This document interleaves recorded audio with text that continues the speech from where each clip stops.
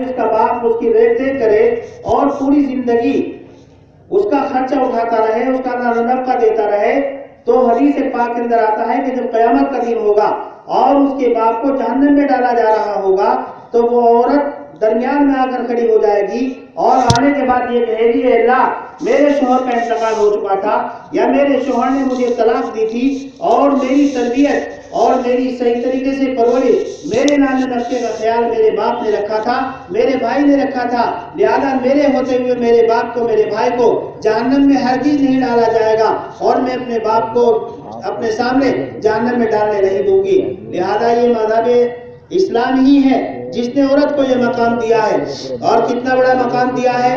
آپ حضرات یاد رکھیں کہ دوسرے مذاہب کا آپ حضرات مطالعہ کریں تو دوسرے مذاہب میں تو عورت کو انسان ہی نہیں مانا گیا ہے، بلکہ بعض مذاہب تو یوں کہتے ہیں کہ اللہ سے تقرب میں سب سے بڑی رکاوٹ عورت ہے، لیکن اللہ کے رسول صلی اللہ علیہ وسلم نے، مذہب اسلام نے عورت کو کیا مقام دیا ہے؟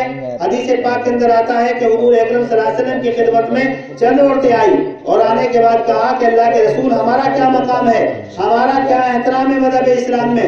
حضور اکرم صلی اللہ علیہ وسلم نے ارشاد فرمایا کہ دیکھو اسلام سے پہلے ایام حیض میں، یعنی عورتوں کو جو ماہواری آتی ہے، جب عورتوں کو ماہواری آتی تھی تو ان عورتوں کو ایک طرف ڈال دیا جاتا تھا، جہاں گھوڑے بندے رہتے تھے، جہاں اونٹ بندے رہتے تھے، جہاں بکریاں بندی رہتی تھی، انہی استبلوں کے اندر عورتوں کو داخل کر دیا جاتا تھا، اور جب تک عورتیں اپنے خاص ایام میں رہتی تھی ان کے ہاتھ کا کھانا، ان کے ہاتھ سے پینا حرام سمجھا جاتا تھا، ان کے بدن سے ٹچ ہونے کو حرام سمجھا جاتا تھا۔ لیکن یہ مذہب اسلامی ہے جس نے عورتوں کو ان خاص ایام میں بھی ایک مقام اور ایک اہمیت دی ہے۔ عورتوں کا کتنا بڑا مقام ہے، آپ حضرات اندازہ لگائیں کہ عورت کی، اگر عورت بالغہ ہے تو بالغہ ہو جانے کے بعد اگر آپ اس کا نکاح کرنا چاہتے ہیں تو لڑکی کی اجازت کے بغیر آپ کو نکاح کرنے کا حق نہیں ہے۔ لوگ یوں کہتے ہیں کہ مردوں کو طلاق کا اختیار دیا گیا ہے، عورتوں کو طلاق کا اختیار نہیں دیا گیا ہے۔ اس سلسلے میں ہمارے مسلمان بھائی بھی ناواقف ہیں۔ میں یہ کہتا ہوں کہ جس طریقے سے طلاق کا اختیار شریعت اسلامیہ میں مردوں کو دیا گیا ہے، اسی طریقے سے طلاق کا اختیار عورتوں کو بھی دیا گیا ہے، لیکن تھوڑا سا فرق ہے۔ وہ فرق کیا ہے؟ وہ فرق یہ ہے کہ اگر مثال کے طور سے شوہر طلاق نہیں دے رہا ہے اور عورت شوہر کے ساتھ رہنا نہیں چاہتی ہے تو شریعت نے عورت کو خلا کا حکم دیا ہے۔ خلا کا مطلب یہ ہوتا ہے کہ جو مہر شوہر عورت کو دیتا ہے، عورت اپنے شوہر سے یہ کہے کہ مہر معاف کرتی ہوں، مجھے مہر کی ضرورت نہیں، آپ نکاح کو فسخ کر دیجئے، لہذا شوہر نکاح کو فسخ کر دے گا اور وہ عورت جو ہے الگ ہو جائے گی، طلاق بائن واقع ہو جائے گی۔ لیکن اگر مثال کے طور سے ایسا ہو کہ شوہر ظلم کر رہا ہے عورت کے اوپر اور شوہر طلاق بھی نہیں دے رہا ہے تو ایسی صورت میں عورت کو کیا کرنا ہے؟ یہاں پر لوگ سمجھتے ہیں کہ مذہب اسلام میں تعلیمات نہیں ہے، مذہب اسلام میں راستہ عورتوں کے لیے نہیں ہے، حالانکہ ایسا نہیں۔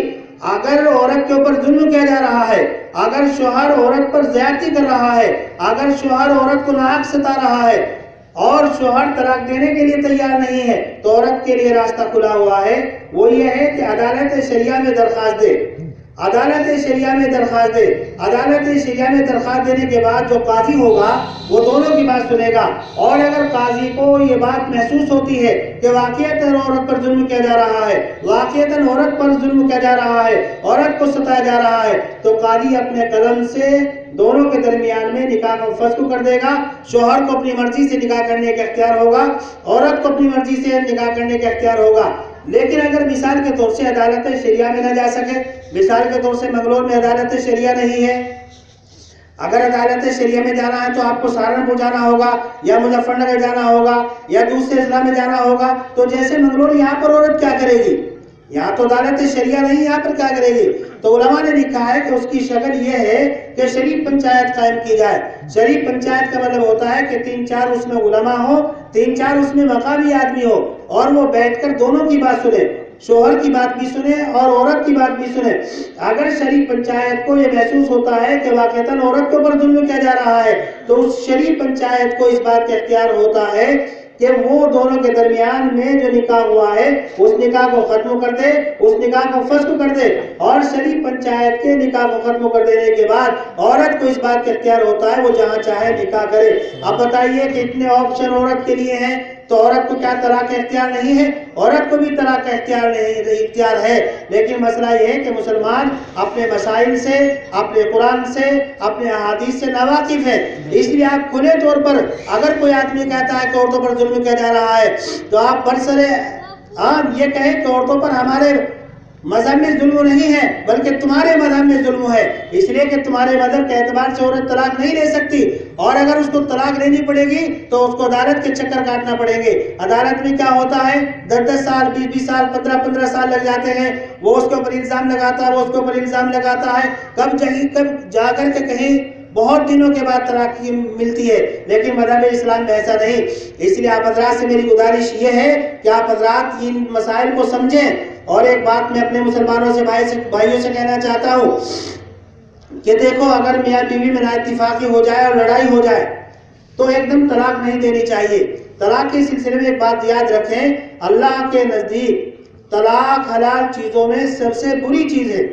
طلاق جو ہے اللہ کے نزدیک حلال چیزوں میں سب سے بری چیز ہے، اور حدیث پاک کے اندر فرمایا گیا اگر کوئی آدمی اپنی بیوی کو ناجائز طور پر طلاق دیتا ہے تو فرماتے ہیں کہ آسمان ہل جاتا ہے، عرش جو ہے ہل جاتا ہے، اتنا بڑا گناہ ہے طلاق دینے کا۔ لیکن اگر میاں بیوی میں ناچاقی ہو جائے، نا اتفاقی ہو جائے تو طلاق دینے سے پہلے بہت سارے آپشن ہیں۔ یہ فرماتے ہیں کہ اس کو عورت کو سمجھانا چاہیے، اگر عورت سمجھانے سے باز نہ آئے تو بستر الگ کر دینا چاہیے، بیوی اندر لیٹ رہی ہے شوہر باہر لیٹ جائے، شوہر باہر لیٹ رہا ہے تو بیوی اندر، تاکہ عورت کو یہ محسوس ہو کہ میرا شوہر مجھ سے ناراض ہے۔ اگر عورت سمجھدار ہوگی تو سمجھ جائے گی، لیکن اگر اس کے باوجود عورت نہ مانے تو ہلکی پھلکی مار کی اجازت ہے۔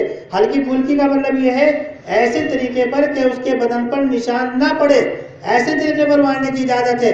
لیکن اگر یہ بھی طریقہ کارآمد نہ ہو تو یہ فرماتے ہیں کہ پھر بھی طلاق دینے کا حکم نہیں، پھر کیا کرے؟ تو یہ فرماتے ہیں کہ ایک مرد جو ہے اپنی طرف سے ایک آدمی کو طے کرے گا اور عورت اپنے خاندان کے ایک مرد کو طے کرے گی، دونوں آدمی صلح کرانے کی کوشش کریں گے، عورت کو بھی سمجھائیں گے، مرد کو بھی سمجھائیں گے، اور دونوں خاندانوں کو اکٹھا کیا جائے گا، دونوں خاندانوں کو سمجھانے کی کوشش کی جائے گی۔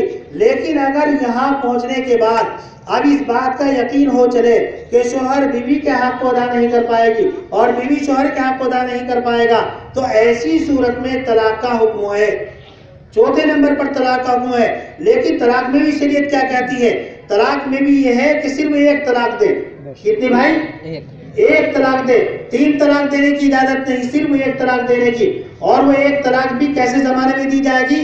وہ ایک طلاق پاکی کے زمانے میں دی جائے گی، جو عورتوں کے ایام ہوتے پاکی کے، ان ایام میں وہ ایک طلاق دی جائے گی، اور جن ایام میں طلاق دینے کا ارادہ ہو شوہر پر لازم اور ضروری ہے کہ شوہر ان ایام میں اپنی بیوی سے صحبت نہ کرے، ایک طلاق دے کہ چھٹی کر دے۔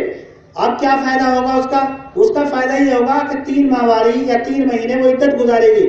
اس سے پہلے اگر دونوں کو شرمندگی ہو یا دونوں خاندان اکٹھا ہو کر سمجھانے کی کوشش کرے تو 3 مہینے کے اندر وہ اپنی بیوی کو واپس رکھ سکتے ہیں، نکاح کی ضرورت نہیں۔ لیکن اگر 3 ماہواری پوری ہو جائے، 3 ماہ پورے ہو جائے اور رجوع نہ کریں تو پھر ایسی صورت میں نکاح کر لینے سے کام چل جائے گا، حلالے کی ضرورت پیش نہیں آئے گی۔ لیکن اگر آپ نے 3 طلاق ایک ساتھ دے دی اور پھر دونوں میں شرمندگی ہوئی، بعد میں دونوں ایک ساتھ رہنا چاہیں تو ظاہر سی بات ہے پھر حلالہ کرانا پڑے گا، اور حلالہ اچھی چیز نہیں ہے۔ یاد رکھو مسلمانوں، حلالہ اچھی چیز نہیں ہے۔ حلالہ کرنے والے پر اور جس کے لیے حلالہ کیا جاتا ہے، اللہ تبارک و تعالیٰ نے، اللہ کے رسول صلی اللہ علیہ وسلم نے ایسے مردوں پر لعنت فرمائی ہے۔ اس لیے اگر طلاق دینے کی ضرورت پیش آئے بس ایک طلاق دو، ایک طلاق سے زیادہ مت دو۔ اور بلکہ میں تو کہتا ہوں کہ اگر ایسا ہو جائے کہ عورت تمہاری بات نہ مانے، تمہاری نافرمانی کرے، تم کو اس کی عادت اچھی نہ لگے، تو قرآن تو یہ کہہ رہا ہے کہ اس کے باوجود بھی طلاق مت دو، اس کے باوجود بھی طلاق مت دو، بلکہ اس کو کرائیت کے ساتھ رکھتے رہو۔